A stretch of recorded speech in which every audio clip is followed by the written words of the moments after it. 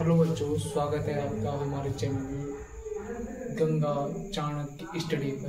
तो आज हम कुछ अपक्रियाओं के बारे में और उत्प्रेरक के बारे में पढ़ने वाले मित्रों।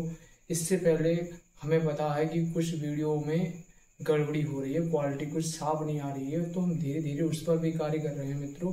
और आज हम जानेंगे कि उत्प्रेरक क्या होता है मित्रों। उसके बाद में अपघटन अपक्रिया के बारे में जानेंगे, उसके बाद में द्विविस्थापन अपक्रिया के बारे में जानेंगे मित्रों, और लास्ट में हम जानेंगे रिडक्शन अपक्रिया के बारे में मित्रों। तो एक वीडियो और रह गई इस चैप्टर की, और ये चैप्टर फिनिश होने वाला है मित्रों। फिर हम आगे अम्ल और क्षार चैप्टर को पढ़ रहे होंगे मित्रों। तो देखेंगे अब आगे हम क्या पढ़ेंगे, उत्प्रेरक क्या होती है मित्रों।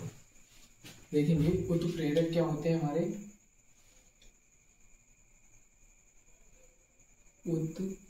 उत्प्रेरक क्या होते हैं मित्रों। उत्प्रेरक को इंग्लिश में बोलते हैं मित्रों कैटालिस्ट। क्या बोलते हैं, कैटालिस्ट बोलते हैं उत्प्रेरक के लिए मित्रों। उत्प्रेरक वे पदार्थ होते हैं जो किसी अपक्रिया में कराने में अपनी भागीदारी निभाते हैं। क्या कहलाते हैं, वे पदार्थ जो किसी अपक्रिया को कराने में मदद करते हैं परंतु स्वयं अपक्रिया नहीं करते हैं। वो पदार्थ क्या कहलाते हैं हमारे, कि वह पदार्थ हमारे क्या कहलाते हैं, उत्प्रेरक कहलाते हैं मित्रों। जिस तरीके से यदि किसी के घर में कोई शादी विवाह होता है तो जो हमारे रिश्तेदार होते हैं वो क्या हो जाते हैं, हमारे लिए उत्प्रेरक होते हैं। वो क्या करते हैं, उत्प्रेरक का कार्य करते हैं। क्या करते हैं, वो शादी कराने का कार्य करते हैं। इसी प्रकार से यहाँ पर कैटालिस्ट होता है, वो क्या करता है, किसी अपक्रिया की वेग की गति को बड़ा या कम कमा देता है, तो उसको क्या बोलते हैं, उत्प्रेरक बोलते हैं मित्रों। तो उम्मीद है कि आपको समझ में आ रहा होगा उत्प्रेरक क्या है। उत्प्रेरक वे पदार्थ है जो किसी अपक्रिया की वेग की गति को कम या ज्यादा कर सकते हैं। क्या कहलाते हैं, हमारे उत्प्रेरक कहलाते हैं मित्रों। क्या कहलाते हैं, उत्प्रेरक। तो लिखेंगे इसमें मित्रों, वे पदार्थ जो अपक्रिया की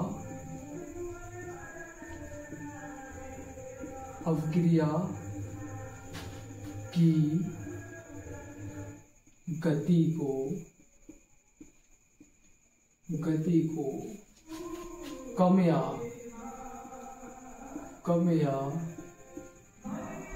ज्यादा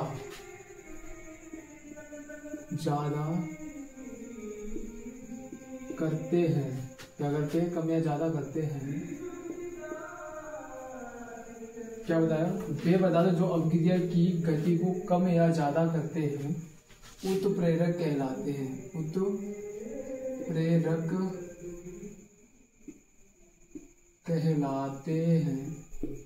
कहलाते हैं। क्या बताया मित्रों, वे पदार्थ जो अपक्रिया की गति को कम या ज्यादा करते हैं हमारे क्या कहलाते हैं, उत्प्रेरक कहलाते हैं।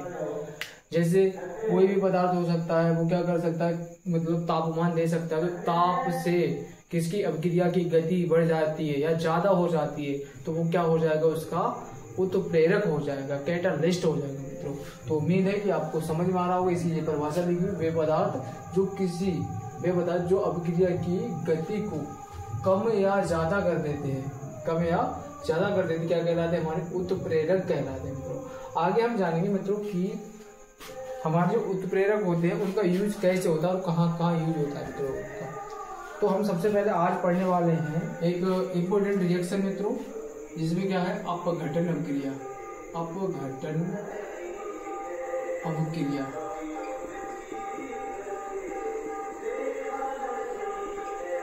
क्या है मित्रों, हमारी अपघटन अपक्रिया। तो ये क्या है, वह अपक्रिया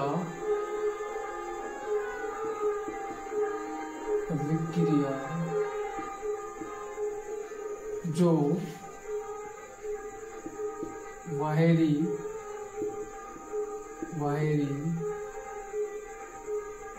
वातावरण के कारण, क्या है मित्रों, वह अपक्रिया जो बाहरी प्रभाव, वह अपक्रिया जो बाहरी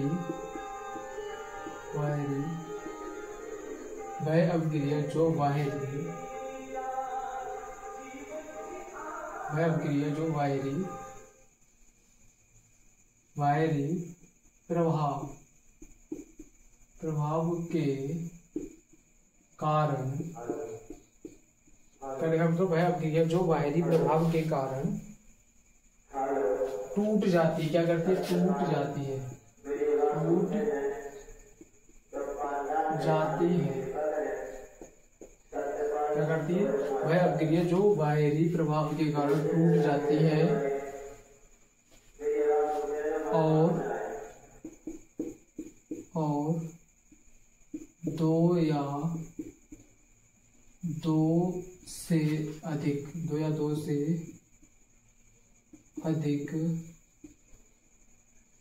अभिकारकों का निर्माण करती है, या दो से अधिक पदार्थों का निर्माण करती है। मतलब किसका करती है? पदार्थों का निर्माण करती है। पदार्थों का निर्माण करती है। निर्माण करती है।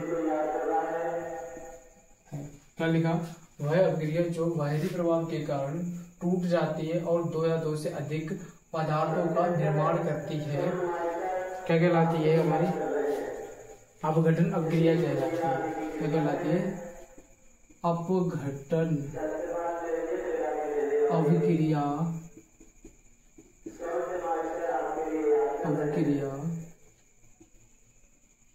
कहलाती है।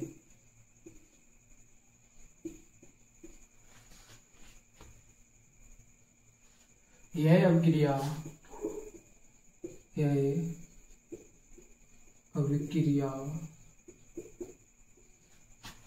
ऊष्मा विद्युत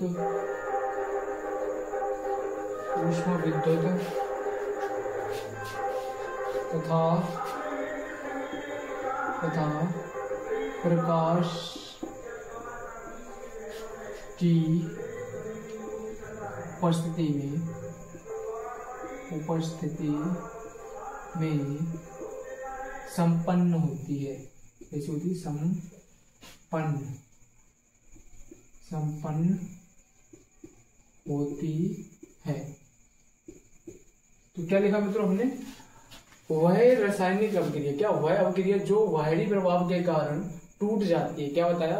वह अभिक्रिया जो बाहरी प्रभाव के कारण टूट जाती है और दो या दो से अधिक पदार्थों का निर्माण करती है, अपघटन अभिक्रिया कहलाती है। यह अभिक्रिया ऊष्मा विद्युत तथा प्रकाश की उपस्थिति में संपन्न होती है। यदि यह अभिक्रिया ऊष्मा के प्रभाव में संपन्न होती है तो उसे ऊष्मीय अपघटन अभिक्रिया बोलते हैं मित्रों। और यदि यह अभिक्रिया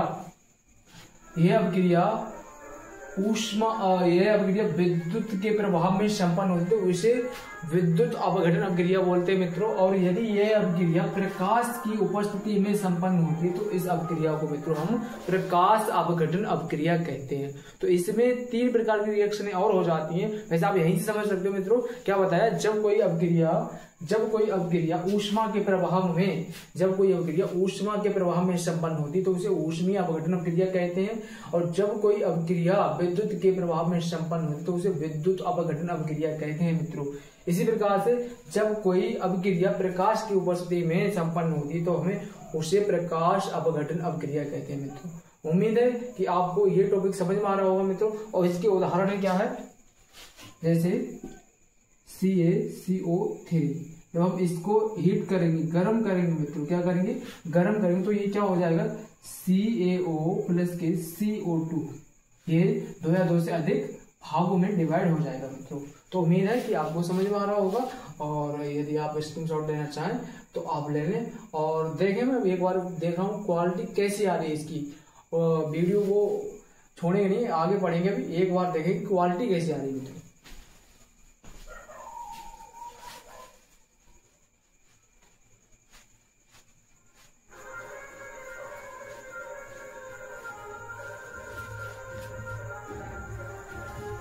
मित्रों क्वालिटी एकदम फ्रेश आ रही है और सब बिल्कुल एकदम स्पष्ट रूप से दिखाई दे रहा है। आप इसका स्क्रीनशॉट ले सकते हैं, आप देख सकते हैं इसे। और फिर हम इसे रफ करते हैं, आगे हम पढ़ेंगे आगे अभिक्रिया।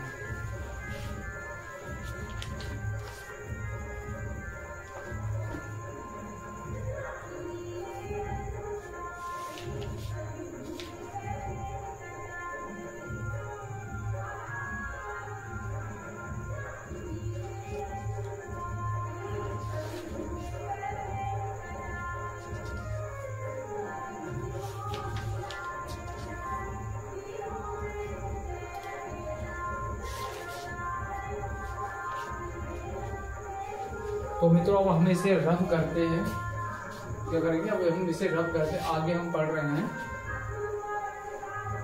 रिडक्शन अभिक्रिया। क्या पढ़ेंगे मित्रों, रिडक्शन अभिक्रिया।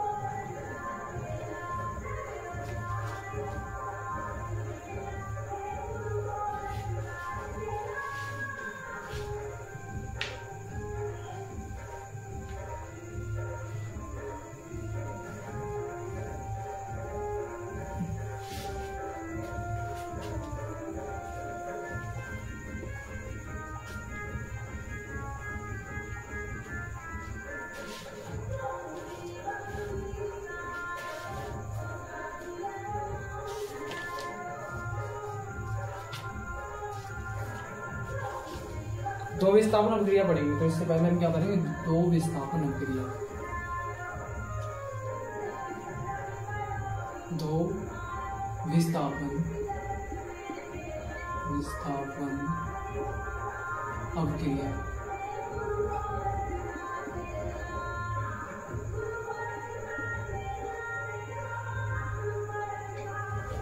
दो विस्थापन अभिक्रिया मित्रों क्या होती है,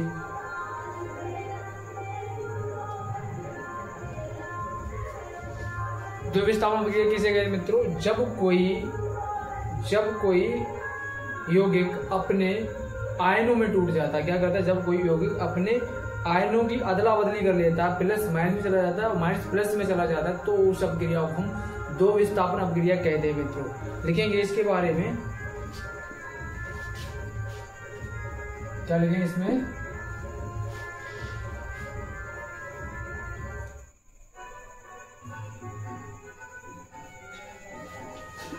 लिखेंगे जब अभिकारक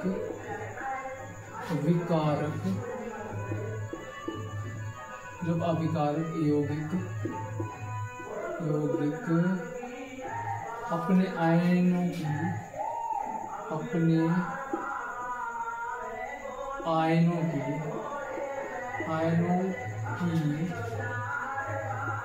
अदला बदली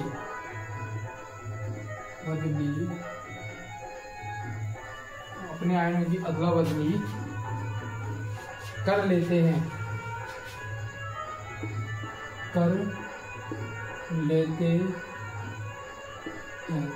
क्या लिखा, जब अभिकारक यौगिक अपने आयनों की अदला बदली कर लेते हैं तो क्या होता है मित्रों, तब उस अभिक्रिया को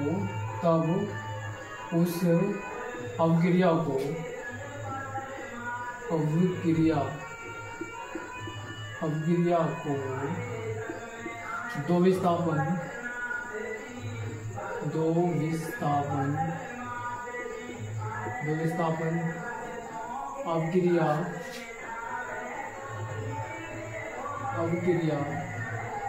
अभिक्रिया कहते हैं।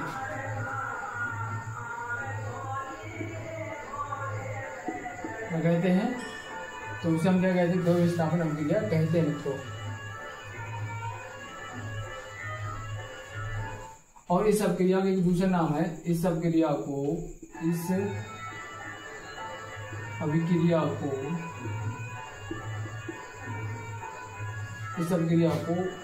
उभय विस्थापन अभिक्रिया भी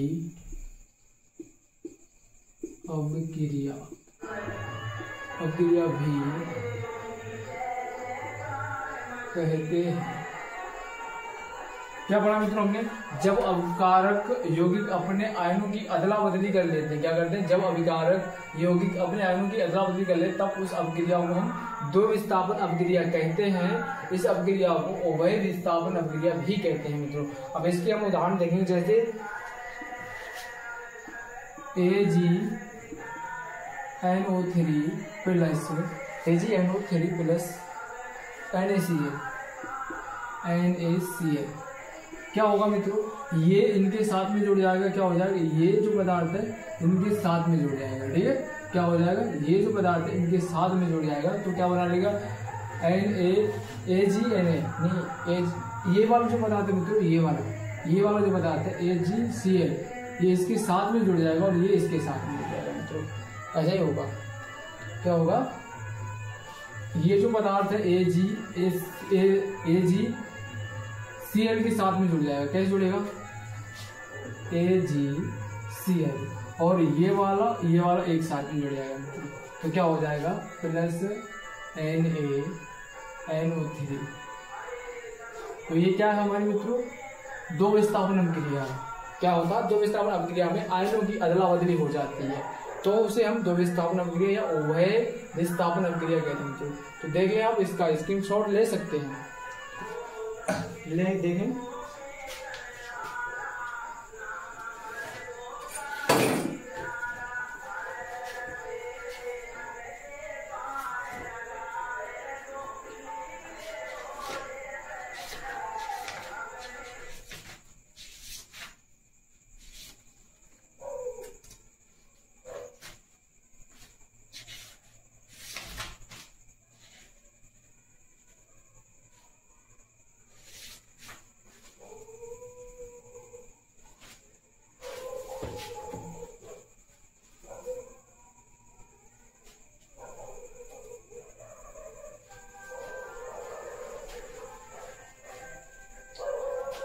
तो मित्रों आगे हम पढ़ रहे हैं दो विस्थापन अभिक्रिया। क्या पढ़ेंगे आगे मित्रों, दो विस्थापन अभिक्रिया। देखेंगे दो विस्थापन अभिक्रिया, सॉरी ये तो पढ़ लिया आपने, रिडक्शन अभिक्रिया पढ़ेंगे। तो क्या पढ़ेंगे, रिडक्शन अभिक्रिया। देखेंगे रिडक्शन अभिक्रिया में, रिडक्शन अभिक्रिया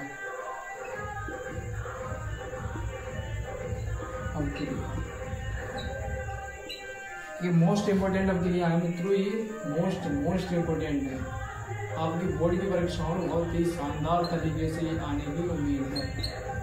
तो क्या है, रिडक्शन अभिक्रिया क्या होती है, तो देखेंगे इसके बारे में। वह अभिक्रिया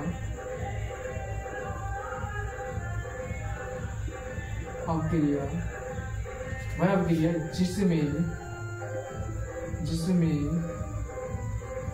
ऑक्सीजन की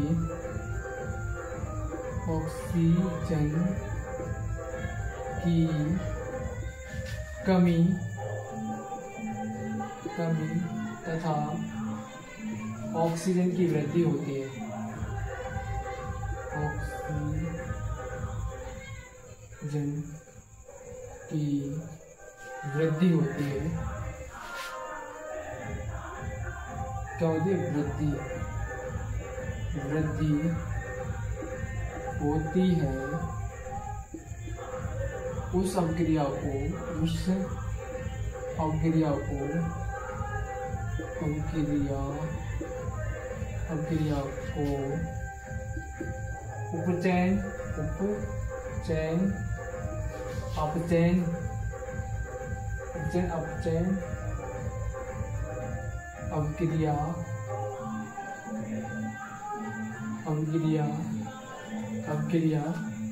अभिक्रिया कहते हैं।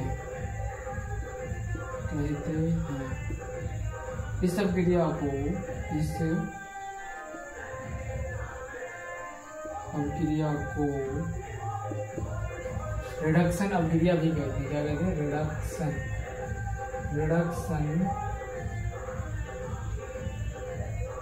अभिक्रिया भी कहते हैं। क्या पढ़ा मित्रों, कि वह अभिक्रिया जिसमें ऑक्सीजन की कमी तथा ऑक्सीजन की वृद्धि होती है, उस अभिक्रिया को हम क्या कहते हैं, उपचयन अभिक्रिया कहते हैं। क्या कहते हैं मित्रों, उपचयन अभिक्रिया कहते हैं। इस अभिक्रिया को रिडक्शन अभिक्रिया भी कहते हैं मित्रों। क्या कहते हैं, रिडक्शन अभिक्रिया भी कहते हैं मित्रों। जैसे इसका उदाहरण हो जाएगा, CuO+ के H2 साइन ऑफ रिएक्शन क्या हो जाएगा, यहाँ पर ऑक्सीजन की कमी हो जाएगी, यहाँ से क्या हो जाएगा, Cu बन जाएगा और क्या बन जाएगा, H2O। तो यहाँ पर क्या हो रही है, ऑक्सीजन की कमी हो रही है और यहाँ पर क्या हो रही है मित्रों, ऑक्सीजन की वृद्धि हो रही है। तो ये क्या है, इसे क्या है, वह अभिक्रिया जिसमें इस अभिक्रिया का जो उदाहरण क्या, रिडक्शन अभिक्रिया ही। तो अपचयन हो रहा है, यहाँ ऑक्सीकरण हो रहा है, क्या अपचयन। उपचयन और अपचयन, ये उपचयन हो रहा है, क्या हो रहा है उपचयन, उपचयन, और ये क्या हो रहा है अपचयन, अपचयन। अपचयन में क्या होता है मित्रों, अपचयन में ऑक्सीजन की वृद्धि होती है और उपचयन में ऑक्सीजन की कमी होती है। तो उम्मीद है मित्रों कि आपको ये इंपॉर्टेंट रिएक्शन समझ में आ रही होंगी और आप पढ़ रहे होंगे मन लगाकर मित्रों। आगे हम कल संचारण, विकृत गंधता और इसमें जो इम्पोर्टेंट क्वेश्चन हो सकते हैं उनको लपेट लेंगे। इसके बाद में हमारा चैप्टर फिनिश हो जाएगा मित्रों, फिर हम आगे की तैयारी करेंगे। तो आगे हमारा चैप्टर चल रहा है अम्ल क्षार तथा लवण को हम पढ़ेंगे। तो सभी के लिए धन्यवाद, जय हिंद, वंदे मातरम। यदि वीडियो पसंद आए तो लाइक कमेंट जरूर करें मित्रों, और बताएं इसमें यदि कुछ कमी हो रही है कि हमें क्वालिटी साफ नहीं दिखाई दे रही है तो मित्रों आप बता सकते हैं कमेंट करके। धन्यवाद सभी के लिए, जय हिंद, जय भारतवर्ष, वंदे मातरम।